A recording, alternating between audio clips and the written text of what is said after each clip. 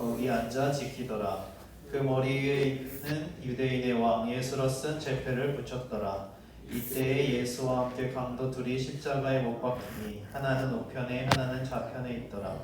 지나가는 자들은 자기 머리를 흔들며 예수를 모욕하여 이르되 성전을 헐고 사흘을 짓는 자여 네가 만일 하나님의 아들이었거든 자기를 구원하고 십자가에서 내려오라 하며 그와 같이 대제사장들과 서기관들과 장로들과 함께 희롱하여 이르되 그가 남은 구원하였으되 자기는 구원할 수 없도다. 그가 이스라엘의 왕이로다. 지금 십자가에서 내려올지어다. 그리하면 우리가 믿겠노라.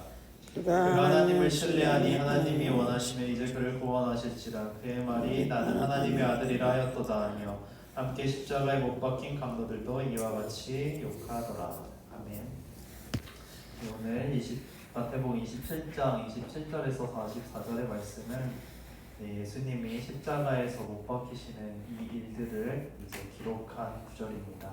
근데 이 십자가에 못 박히시기 이전에 27절에서 31절까지의 말씀을 보면 조금 특이한 이제 상황들이 이어지는데 그것은 바로 로마의 이제 군병들이 어떤 한 퍼포먼스적인 일들을 27절에서 30절을 통하여서 보여주고 있습니다. 십자가에 바로 못 박으면 되는데 그들이 이제 지금까지 예수님이 자신이 메시아라고 하나님의 아들이라고 하며 그 왕이라고 온 자기 자신에 대해서 예수님에 대해서 멸시하면서 그들의 행동들을 이제 모든 수치와 희롱을 27절에서부터 그 예수님에게 다 보여주는 것입니다. 먼저 27절에서 로마 군병들은 이제 예수를 관정 안으로 데리고 와서 군대에게 그 앞에 서게 했습니다. 수백 명의 군대 앞에 예수님을 세우고 그의 옷을 벗기고 홍포를 입혔습니다.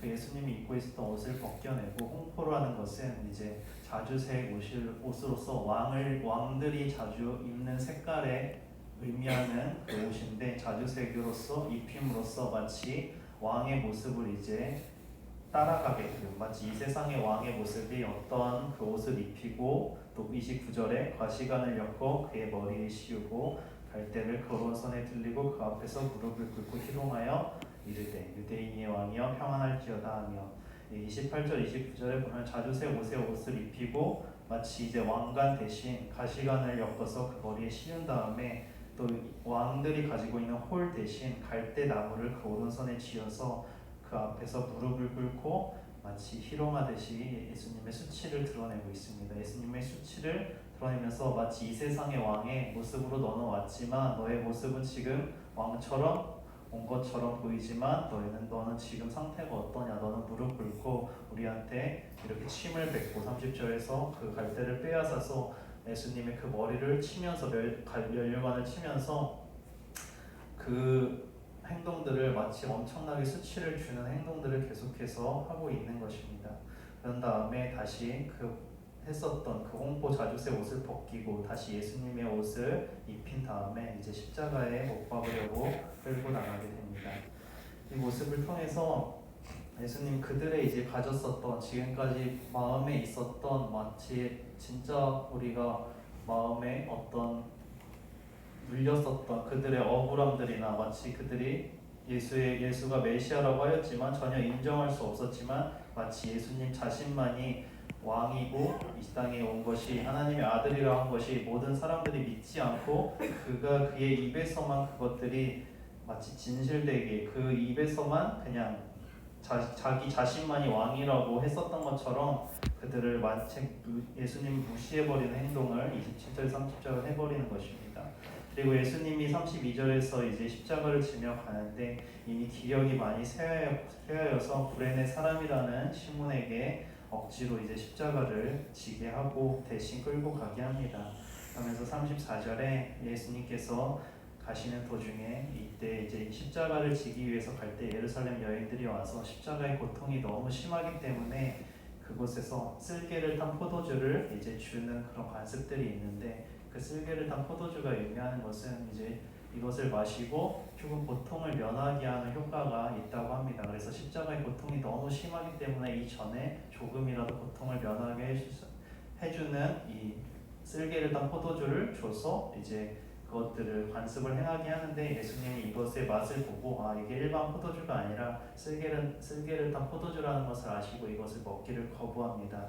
예수님께서 이것을 무엇을 의미하냐면 예수님께서는 또렷한 정신으로 어떠한 것도 십자가를 지러 가는 그 길에 어떠한 불순한 것들도 예수님께서는 그것들을 다 배제해 버리시는 거예요. 그냥 또렷한 정신으로 힘들지만 어렵지만 그 고난의 길에 그냥 오직 십자가의 길을 묵묵히 걸어가며 또렷한 정신으로 하나님의 길을 나아가고 있는 것입니다. 그리고 35절부터 44절 이하에는 다시 예수님의 십자가에 달리신 이후에 엄청난 수치들이 드러납니다. 사람들이 십자가에 달린 밑에서 마치 게임을 하듯이 옷을 제비를 뽑아서 나누고 또 예수님한테 죄가 없지만 그 쓴 유대인의 왕의 예수라는 쓴 죄패를 붙여서 마치 그가 엄청난 죄인인 것처럼 죄패를 붙이고 마치 강도들과 함께 둠으로써 강도와 마치 동일한 죄를 지고 있는 것처럼 그 죄를 예수님에게 있는 것처럼 보이는 모든 퍼포먼스가 이 십자가의 일에서 십자가에 못 박힌 이후에도 드러나고 있습니다. 거기다가 그렇게 강도들과 함께 못 박혀 있으니까 사람들이 지나가면서 마치 그냥 죄인인 것처럼 그냥 지나가면서 머리를 흔들면서 지나가고 39절에 40절에 그리고 41절에서 대제사장들과 서기관들 장로들 종교 지도자들이 이제 그 모습을 보면서 흐뭇하게 여기는 거예요. 그냥 너희가 그렇게 왕이라고 여겼던 너가 지금 모습이 어떠냐. 그냥 그 강도들과 함께 옆에서 매달려서 그냥 그런 모습이 너무나도 그냥 너가 진짜 왕의 모습이냐, 너가 그럼 진짜 왕이면 43절 44절에서 너가 정말 너를 구원해봐라, 너가 하나님의 아들이라고 정말 했으면은 너가 지금 하나님의 너를 구원할 수 있으면 내가 그것들을 믿을 수 있겠다, 희롱하는 말들을 계속해서 합니다. 그것들을 보면서 이 고난에 대해서는 사실 자세하게 막 나와 있지가 않습니다. 사실은 이 모든 것들 십자가에 달리면서 몸에 육신의 몸을 입고 있었기 때문에 물론 고통스럽고 힘들었기 때문에 구레네 시몬이라는 사람을 통해서 십자가를 이제 지고 가는 그런 연약함들도 보여지지만 이 전체적으로 27절에서 44절은 계속된 부끄러움과 수치와 희롱당하는 것들을 위주로 계속 말씀을 하세요. 육체의 어떤 고난보다는 이때 사람들로부터 오는 멸시와 사람들로부터 오는 핍박 이런 것들이 정신적인 부분들을 계속해서 수치심을 유발하는 행동들을 보이고 있습니다.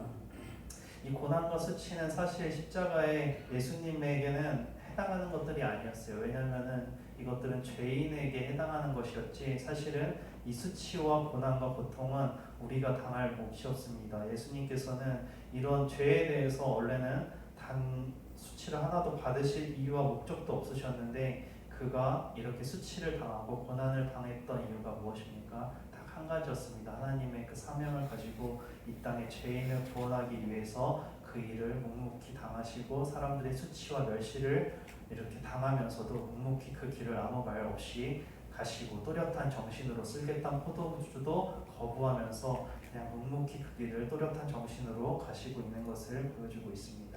이 일에 대해서 예수님의 아무 이야기가 없어서 어떠한 마음으로 이런 것들을 행했는지 자세히 알 수 없지만 시브리서 12장 2절은 이렇게 기록하고 있습니다. 믿음의 주여 또 온전하게 하시는 이인 예수를 바라보자 그는 그 앞에 있는 기쁨을 위하여 십자가를 참으사 부끄러움을 개의치 아니하시더니 하나님 보좌의 우편에 앉으셨느니라. 예수님은 이렇게 기록합니다. 히브리서에는 이 말씀의 모든 수치들과 사람들의 이런 욕과 수치들을 받았지만 이런 것들이 전혀 개의치 않았다. 그는 기쁨을 위해서 십자가를 참으셨고 부끄러움을 개의치 아니한 것은 하나님 우편에 그가 앉으셨기 때문이다. 이렇게 기록하고 있습니다. 예수님은 사람들의 수치에 대해서 개의치 않으셨습니다. 이런 고통의 몸에 사람의 몸에 욕심을 입고 있기 때문에 그 연약함은 가지고 있었지만 사람들이 그를 희롱하고 핍박하고 이런 말들로 앞에서 뭐 제비를 붓고 그를 머리를 치고 이런 행동들에 대해서는 전혀 상관이 없었던 거예요. 그것이 무엇 때문이냐면 예수님의 시선의 자체가 이 땅에 있지 않았기 때문입니다. 그의 시선이 오직 하나님의 사명을 이루기 위한 그 시선이 고정되어 있고 그 기쁨을 참았다고 돼 있는 것은 이제 장차 이 십자가의 시간을 지나면 모든 영혼들이 주께 돌아올 수 있는 그 기쁨, 하나님 앞에서 다시 그 영광이 회복될 그 기쁨만을 소망하면서 살고 이 십자가의 길을 가고 있었기 때문에 육체의 고난은 있었을지언정 사람들의 이런 모든 수치에 대해서는 예수님은 그것은 개의치 않았어요. 상관이 없었어요. 그것은 그냥 하나님 앞에서 예수님이 온전히 이 땅의 시선을 사람에게 둔 것이 아니라 하나님 앞에만 시선을 두고 있었기 때문에 그가 그렇게 개의치 않고 있을 수 있었던 것입니다. 우리가 이것들을 좀 적용해 나가면서 오늘 하루를 묵상했으면 좋겠습니다. 11월 1일 첫날에 이 십자가의 일을 보면서 먼저 물론 십자가의 그 은혜를 묵상하고 이 고난에 대해서 우리가 묵상하며 나아가지만 또 한 가지 더 묵상할 것은 우리의 시선이 어디 있는지 다시 한번 돌아보면 좋겠습니다. 예수님이 그 모든 수치를 당하면서도 개의치 않았던 것은 그분의 하늘에 소망을 두고 그 우편에 앉으실 그날을 소망하면서 살았기 때문에 이 모든 것들이 아무렇지 않았던 것처럼 상관이 없었던 것처럼 우리의 삶에도 이 땅에 사람의 시선을 두고 땅의 시선을 두고 살아가면 너무나 우리의 비교되고 또 우리의 집, 직업, 학업 이런 것들에서 우리는 부끄러움을 느낄 때가 많지만 이 모든 것들이 진짜 부끄러워야 될 것은 사실 그런 것들이 아니라 이 십자가의 은혜를 알고 있음에도 불구하고 우리가 이 십자가의 은혜를 살아내지 못하는 것, 이 말씀의 은혜를 분명히 알고 있음에도 우리가 이 말씀대로 살지 못하는 것을 부끄러워야 되지, 이 세상의 것들을 사람들을 바라보면서 왜 이 사람은 이런데 난 이럴지 못할까, 왜 이 사람은 잘 되는데 나는 잘 안 될까, 이런 것들로부터 우리는 비교의 대상이 될 수도 없을 뿐더러 우리가 하늘에 소망을 두고 있으면 사실은 이 사람들의 비교와 평판과 인정에 대해서 그렇게 목말라하지 않게 되는 것을 좀 믿음으로 나아가는 오늘 하루 됐으면 좋겠습니다.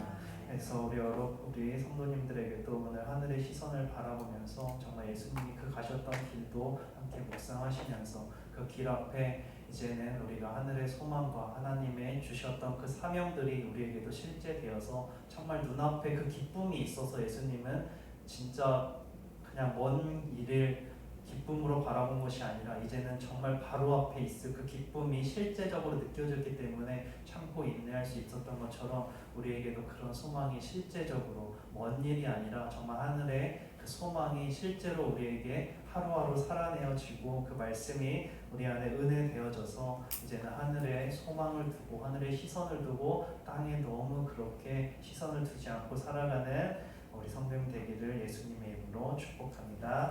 네, 이 시간 기도하겠습니다. 네, 사랑의 주님 감사합니다. 오늘 십자가에서 이루신 예수님의 그 행적을 바라보며 또 우리가 어떠한 길로 살아야 되는지, 우리의 마음이 어떠해야 되는지, 우리의 시선이 어떠해야 되는지 바라봅니다.